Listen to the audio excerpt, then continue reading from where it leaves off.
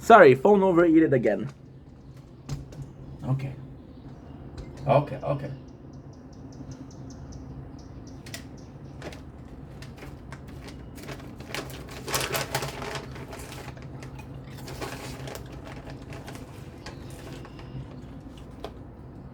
Mmm.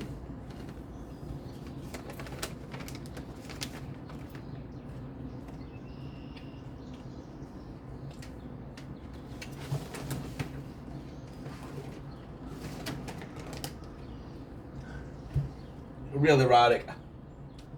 Sure, that's me, baby.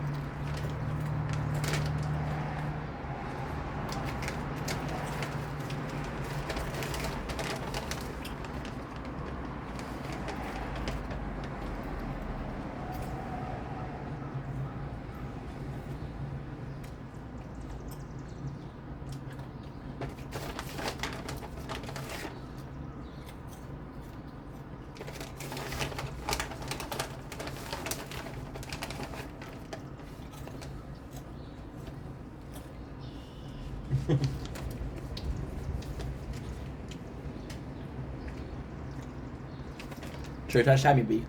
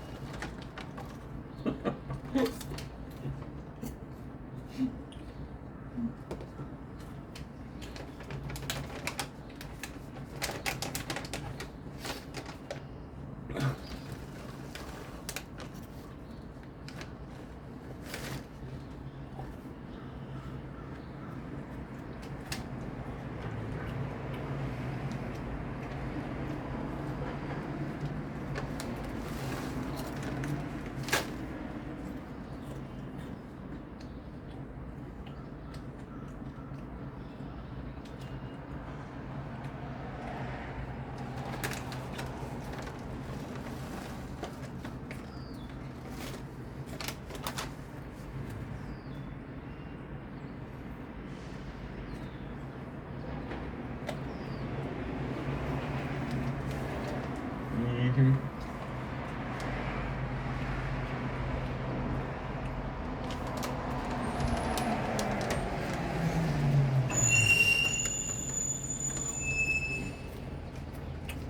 Mm-mm.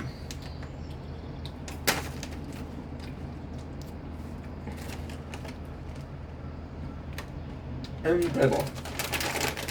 Oh yeah.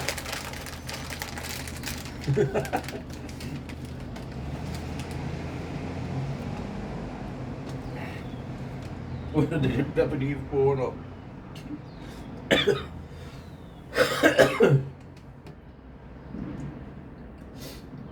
Okay, so more work. It's Worcestershire.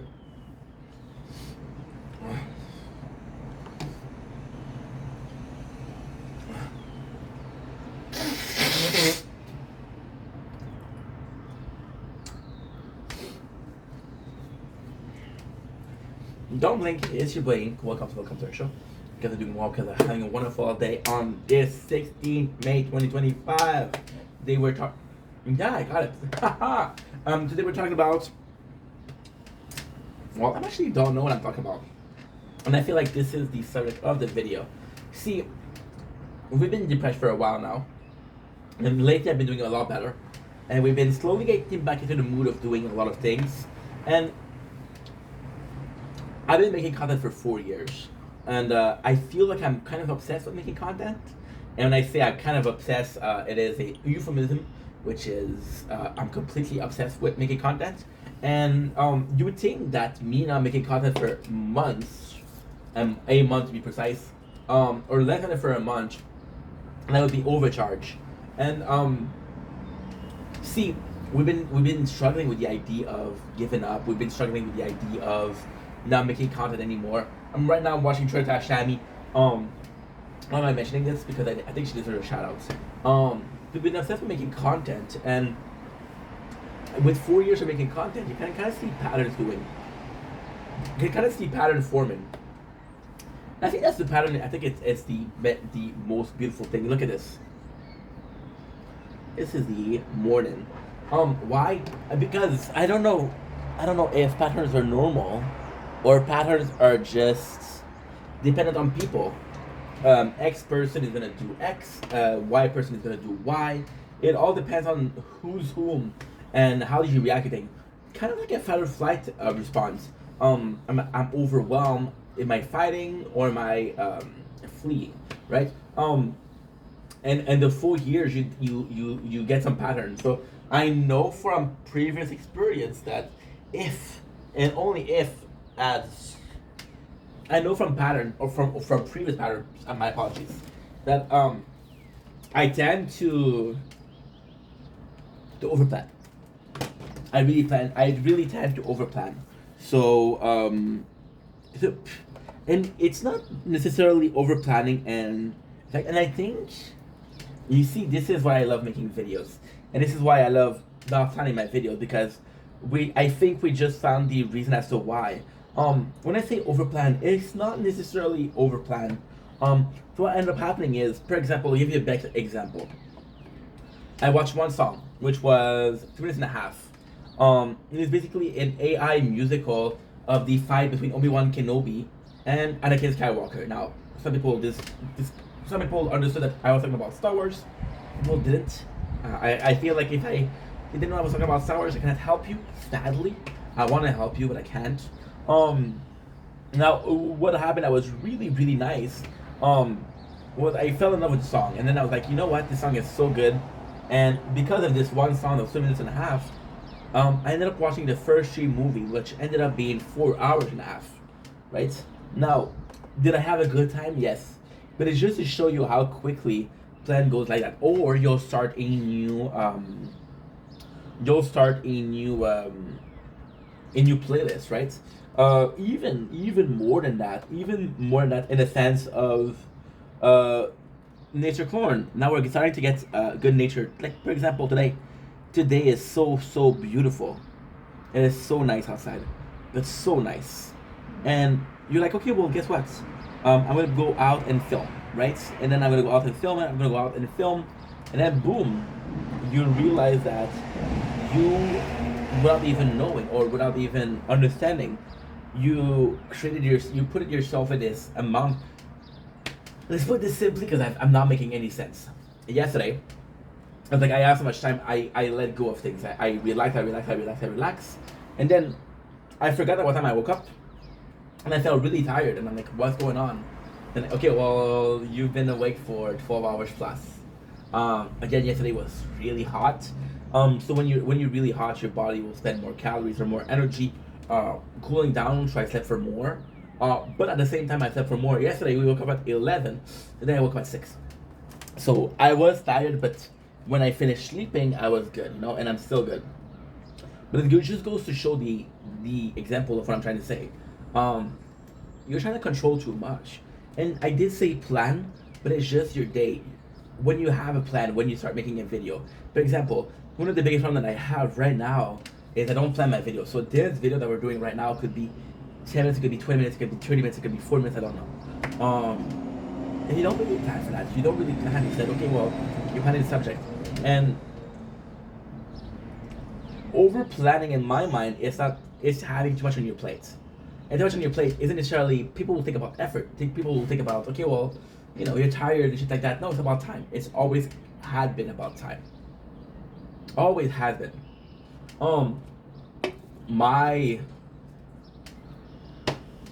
The reason why we had a burnout in October, people say, oh, dude, you didn't stop working. You were overworking. And you guys are right. I did overwork. But I feel like if I had more time, or I schedule my things in a better way, as long as we got that sleep, we would be okay, And it was definitely something I wouldn't do again, but you see, they always say that insight is 2020. I can look back at what happened on in that period of time, and I can kind of understand where I went. And again, we're talking about over planning, right? And it's such a interesting concept that we're exploring right now because um, over planning is part of who I am, right? I told you multiple times. Um, the reason why I overplan is for the first time in my life, and I feel like that's pretty normal too. For the first time in my life, I have something that I want to do. I'm passionate about. This is my dream. I never had a passion before. I had passion, but they weren't professional passion. It's like understanding that you want to be a marine biologist.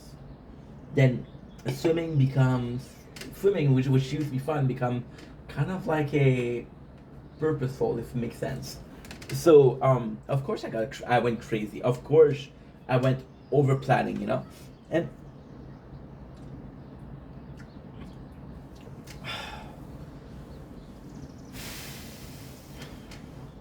with the content, the over planning is so simple. If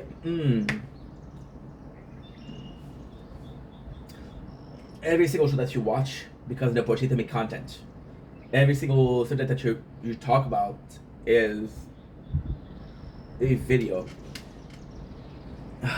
Fuck. Fuck, dude.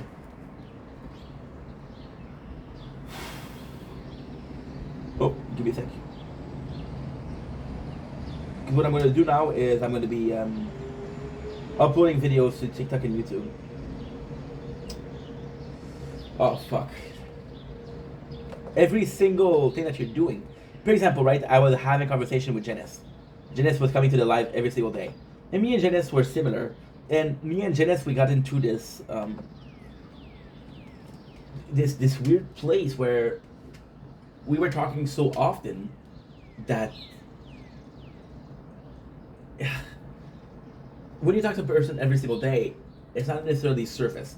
So, for example, you're gonna be talking to this friend, right? You're gonna be talking to this friend once a week, once a month, once a year, and every single conversation that you're gonna have is gonna be surface. Hey, how are you, dude? How's the family? But with Janice, since we were talking every single day, we were going into subject, and Janice is smart, right? Janice also, Janice in a weird way, and I've always said that, but in a weird way, Janice is very, very prompt when it comes to behind the scenes stuff. It'll have idea, it'll have concept. You say, hey, do this, do that, right? But at the same time, you have those idea, but it's more so how you do them, right? And that's where he's a bit behind. And me, that's where he's a bit behind. That's where he's a bit I don't want to say lacking, but kinda. And with me, I'm more of a doer, not less of a planner. So the two of us together, I figured out I would make a 3 hour stream talking to him, and I would have 6 7 videos. Now, for example, if this video is 2 minutes, right? 6 videos is 20 minutes. That's 3 hours of my day right now. So when everything becomes a principle of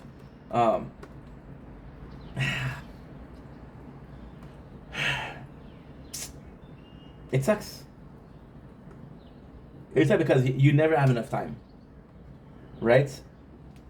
It's always about that, you know. It's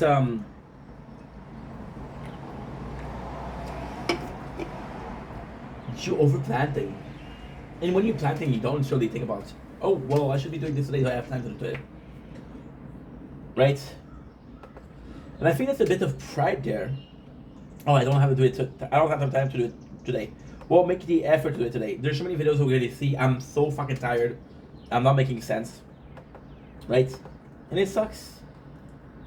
And it's like, but once again, a man with a passion and a dream, right? It's so there's something so attractive, not physically, not sexually, but so attractive, so endearing, so inspiring. Inspiring is a good word. And I'm gonna be saying man because I'm a man, but if you're a woman, that's cool. If you're non-binary, that's cool. If you're trans, that's cool. If you're a puppy, that's cool. If you're a garbage can, that's cool. You can do whatever the fuck you want. But in my mind, there's nothing more inspiring than a dude with a camera and a dream. Me making content became a lot about studying other people. Like, for example, studying Casey Neistat, studying Epic Mealtime, and in my opinion, let's keep it with Casey Neistat. In my opinion, Casey Neistat is McJuggerNuggets also. Yeah, those two, they're super entertaining. But they fall into a specific category of people that are interesting to see how they work, right? I'm gonna take another example, Nikocado Avocado. Nikocado Avocado started out a really good YouTuber. He had things to say, he was articulate, he was able to talk about everything and anything, he was interesting, he was a hard worker, dude. Dude did only 2 hours of content per day, however, he edits like a motherfucker, you know? And Nikocado did some mistake, right? Because he got prideful, because he trusted the wrong people, right? And he was vindicative more than anything. So Nick made a mistake, right? And Nick got hated, and then Nick understood a very simple concept, but a poison of a concept. No matter how hard you work, and no matter how hard you try to be the good guy, you would make more views when it came to being a villain and rage bait. So yesterday, life is crazy. Life is crazy. You see, if it wasn't for content, I would have not done the Jake Paul documentary. I would have not watched it. But then, that's what we were talking about yesterday. Jake Paul tried so hard to be liked, but then he understood that his role was to be hated, and that's why he took the monocle of the problem child. He's like, yeah, hate me. I don't give a fuck. As long as they pay the bills, I don't give a fuck. And then Nikocado became a parody of himself. He became this uninteresting beast. My apologies, that was disgusting. This is a caricature of himself, right? And then he was paying the bills, but Nick always had, and that's what I admire about Nick. Nick always had, even McJuggerNuggets. Casey Neistat is different because Casey Neistat has a passion. Nikocado always had this idea of, at 30 years old, I'll retire. And right now he's retiring, and he's making video for the love of it, and his videos are normal. And he gets less views, but he's still happy, and he really is happy. And I applaud that. But again, Nikocado, who was working day in, day out, and how much he worked, and how crazy it was, right? Or somebody like McJuggerNuggets, who produced one of their first series on YouTube, right? And ultimately speaking, and I don't think this is maturity, but it's also it's also maturity, but it's also an understanding. When you're a viewer, and again, I'm not trying to pretend like I'm somebody that I'm not. I'm not saying I'm a genius, but your perception really changes when you become a content creator. Your perception of content and your appreciation of the artwork that goes into content. You know, for example, right now we're having Trish Tashtami. Trish Tashtami, does she plan her video? No, but it's always improv. So now she has 4 people. So we're watching her, Diamond, Gem, and Crystal, which is 4 people improving with each other. That takes hard work, right? That takes hard work. But see, McJuggerNuggets, he had a passion, right? And then he fell out of love with YouTube. He fell out of love with the principle of YouTube. But to this day, this Psycho series is one of the most complete, if not the most complete series ever made on YouTube. Why? Because so you have to talk about what the Psycho series was, or at least what it represented. So the Psycho series was, and it was all about timing. And we'll talk about. If I don't talk about it now, I'll forget it. I'll forget it. Timing is something I'm very worried about. I was talking with Butler TV on Twitch, and he's also a bit older, and he's also a content creator. And we were talking about what it is like to make content when we're older, you know. And it's the experience that you got. You're wiser. You have a better understanding of life in general, and you're like, whoa, dude, you know what? This makes sense. This is something that actually makes sense.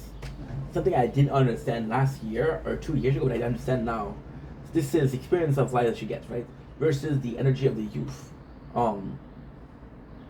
If you saw me, if I started making content and I was um, 20 years old, you think I'm doing a lot of videos now? Fuck you, man. You don't even know. If I was 20 years old and I had the energy of 20 years old, I would have made content and content and content and content. And this channel, which has 30,000 videos, or 29,000, would have 100, 200,000 videos. And it's not hard to believe because I'm 32 years old. That would have been 12 years of my life. So you take 4 years, which is 28,000, you do times 3. Times 3, which is 28 times 3 is what? It's 56, it's 74. 74. And then you do the 74 and you take out 28 because the 4 year we just make content. So 78 minus 24 is 56. No, 28 is 56, yeah. And that would be the amount of content that we did. McJuggernaut was young. When it comes to timing, McJuggernaut did this perfect thing. So the Taco series was about, and I talk about this a lot, but I'm going to repeat myself because I'm in love with making content. I'm in love with this. And simply the fact that we're talking about being in love with making content is amazing. Lately, I've been having a really hard time mentally speaking. Emotionally speaking, I'm always looking here because the phone overeats, and then because it overeats, it closes, and then the screen it goes black, and I'm not filming the tower anymore. So, I'm in love with the Psycho series because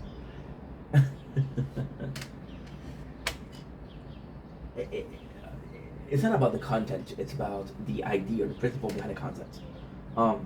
First of all, it's a concept. So people are mad at the Psycho theory because it was a lie, right? And again, it's so fucking funny because how life is. Do you think I was planning to make this video today? No. However, if I was planning to make this video today, I would have talked about yesterday's video, which was Raw, the Liver King.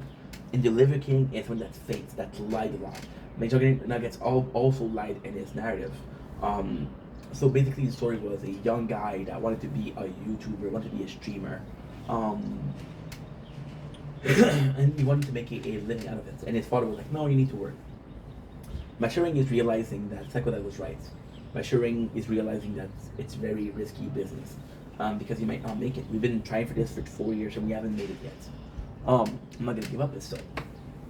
And the Psycho series was about him, the dad being abusive. And back in those days, not a lot of people were living off making content. It was this very weird dichotomy, very, very weird dichotomy, where not a lot of people were living out of it, of making content, but the people that were living out of making content, they were fucking filthy rich. So we're talking about people like girlfriend versus boyfriend, we're talking about Casey Neistat, we're talking about PewDiePie, we're talking about Markiplier, we're talking about a very, very small amount of people. So it made sense. And then we go back to Casey Neistat, so McJuggernaut Nuggets. I fell in love with the making content because, again, it was the hard work. It was 2 videos per day. It was the editing. But it was also having a cameraman. Back in the days, nobody had a cameraman. Now every single big YouTuber, they have a cameraman. There was something, you know. Also, there was also the fact that he had to keep it alive. So in the Psycho series, his parents get divorced and his mother moves out. His mother didn't move out. She was living in the basement. So anybody, and his address was doxed. Everybody knew where he lived, so all they had to do was to go in, look in the window, see the mom. Oh, the Psycho series is fake. It was also on Twitter promoting his video, right? And then I have to give a shout out, and I shouldn't give a shout out because the guy's a piece of shit right now. He just got arrested for spousal abuse, domestic violence. The kid behind the camera. Kid behind the camera it's hard work, yes, because it's editing. It's hard work because it's editing. It's hard work because you constantly have to film and you constantly have to make your videos. It's hard work because and it's promoting your video. Promoting your videos is actually hard. I don't promote my shit. I don't promote opportunity. But if I promoted my shit, I would already be much further in this career of mine. This kid behind the camera was a picture perfect of I have total potential. So he had an entertaining family. But he had an entertaining family. The only thing that he had to do was pick up a camera and film, and something would happen every single day. Oh, we have I'm not sure if it's a chopper or a plane. Can you tell the difference? I can't. So yeah, kid behind the camera was just I pick up a camera and I'm making content, which there's a certain charm to it, right? But then, as you can see, his family doesn't talk to him anymore, right? His family doesn't talk to him anymore, and his content took a dive because he didn't know how to make content without. You see, it's something different. You pick up a camera, there's something going on, versus for me, one of my favorite things to do is nature corn, because you always get different results and it's always so nice. But technically speaking, I'm just picking up a camera and filming. You guys love the tower playthrough. All I'm doing is recording a gameplay, right? There's nothing there. So with Kid behind the camera, he started struggling, and then what ended up happening was he started clipping a lot. He lost a lot of viewers, and then it led to a lot of things, right? Which is a horrible thing, but still, yeah. I have to even give a shout out to Keemstar. Keemstar gave so much visibility on YouTube, and Keemstar, do I like him as a UND? He made a mistake. I think he'll learn from it. I think he's a businessman. I think a lot of what he's doing is it's a drug. It's a drug to get some views, right? But Keemstar gave a lot of credit to YouTuber, and he took a chance. I was watching last year. I was watching Epic Mealtime. Those guys believed in something. YouTube wasn't even paying back then. Most of the cash they were having was for Patreon. Most of the cash that they were having was from sponsorship.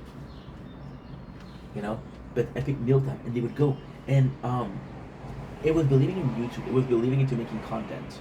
It was believing in a dream, right? But what is fucking amazing, what I really, really like about Epic Mealtime is the specific video that I saw. And this video completely changed my perception of life. It's crazy to say, but it is. Somebody asked them, why are you filming? Because back then, YouTube wasn't big. Social media weren't a thing. There wasn't a lot of people filming. Nowadays, I'm on my balcony, I'm filming, and I got my neighbors say, can I tell you this story? I got this neighbor, they're super nice, asking me. They didn't even ask me why am I filming. They tell me, on what platform are you? Big deal. This is a new reality. They could say, yo, don't film my apartment, don't film my house, and even if I'm not, they'd be right to say that, right? So it's insane. It is freaking insane, dude, you know?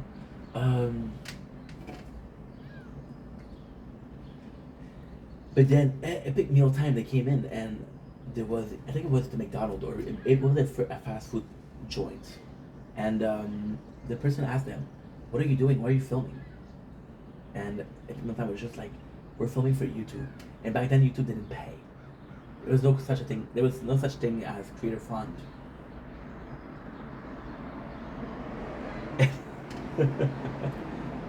They still believed in it, which was crazy.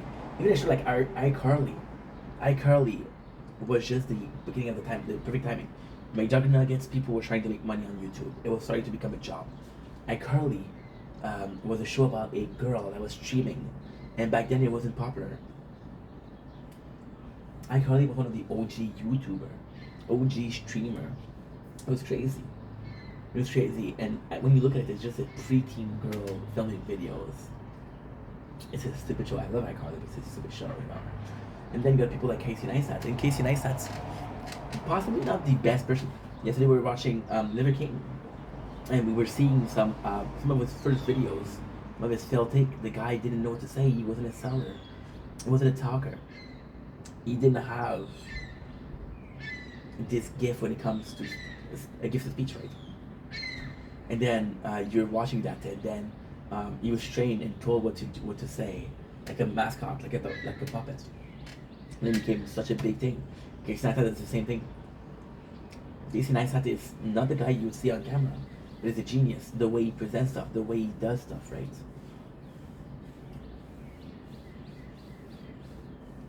But when you look at his, the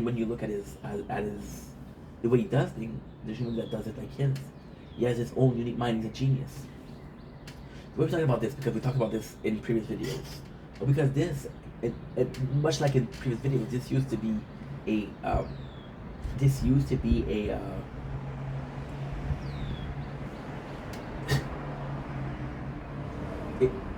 it used to be like a huge point of motivation.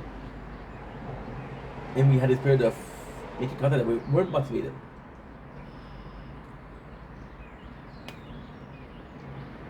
This is Ken from a pig for a sausage that was delicious yesterday. And yeah, it used to be a motivation. So when I was giving up, you see the motivation, even Rich Piana. And of course I'm biased because I like Rich.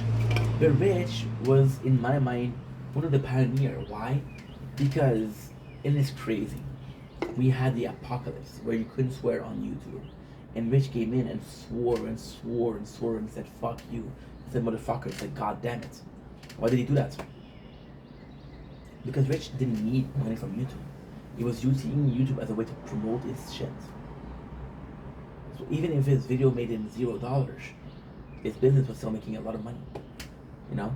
And I think that was crazy. That was crazy. Using something as a main job, and the way he had equipment, the way he worked, and he worked really hard to promote something that you already had, you know. Craziest thing that happened. Craziest thing was last year. I was watching a Boogie documentary, right? And people were asking him, and he was being asked, why are you depressed? And his answer was, some of my videos, my old videos, are not being put by algorithm anymore. And to me that blew my mind. Because those are videos that he filmed 10, 12 years ago. And it still made him, they still made him enough money to survive. And to me that's crazy, you know? If it was about money.